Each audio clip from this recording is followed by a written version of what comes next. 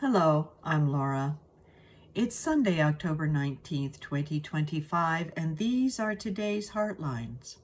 We start a new theme today with looking for the light.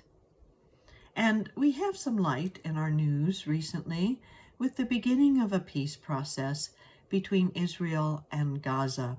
And even though that process seems a bit precarious, we continue to hold it in our heart and our good thoughts and our prayers for continued unfolding so that people in Gaza receive the aid they need and families in Israel receive the peace they are seeking, especially if they've lost loved ones in the hostage crisis.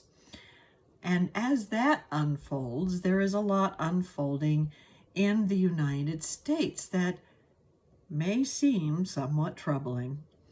Troops have been sent into our cities and conflicts have broken out with the citizens of those cities. Redistricting has been happening in our states to throw the racial balance of voting off.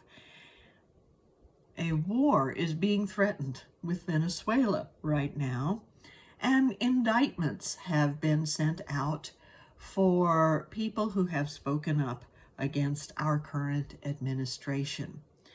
These seem like very difficult and dark times in the United States, and we might even ask ourselves, when will I see the light at the end of the tunnel? That's why our theme this week is looking for the light, because even in the midst of all of this, there are things we can do to bring light forth. I remember that when my husband and I go camping, we often use the toilet facilities that are provided by the campground. So when we get up in the middle of the night, it is sometimes a long, dark walk to those facilities. And of course, we carry a little flashlight with us so we can see the next step ahead and the next step ahead until we see the light of those facilities. So what can we do when we don't see the light at the end of the tunnel? We can continue to look for it, but we can carry our own light.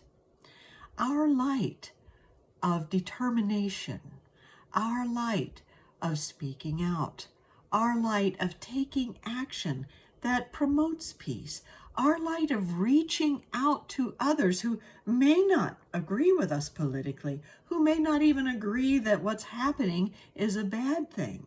So we can actually build bridges and shine the light on the next step and the next step. We don't have to resolve the whole world's problems right now. We just have to be able to see enough light to know what our next step is. Now, I've given this message, but it has been a while, and we need to remind ourselves in the times when things seem almost hopeless that there is still light and there's still a next step to take.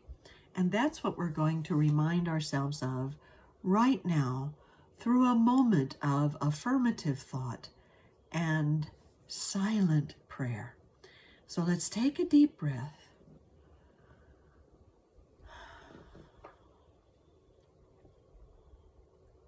And close our eyes and hold to this thought. I carry the light of freedom and peace with each step I take. I carry the light of freedom and peace with each step I take.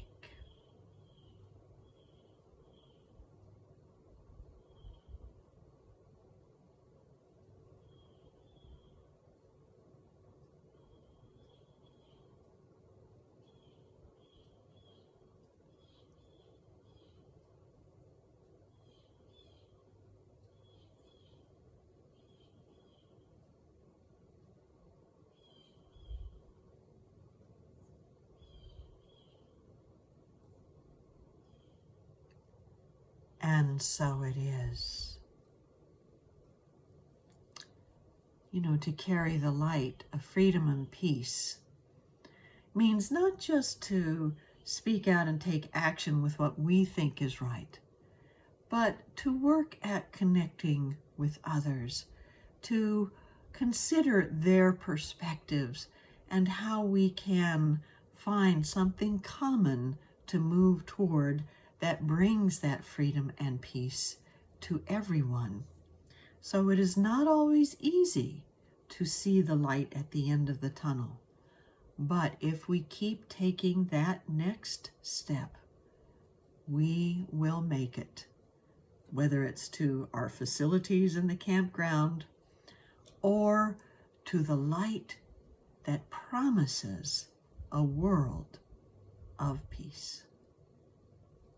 Thank you for joining me today, and have a wonderful day.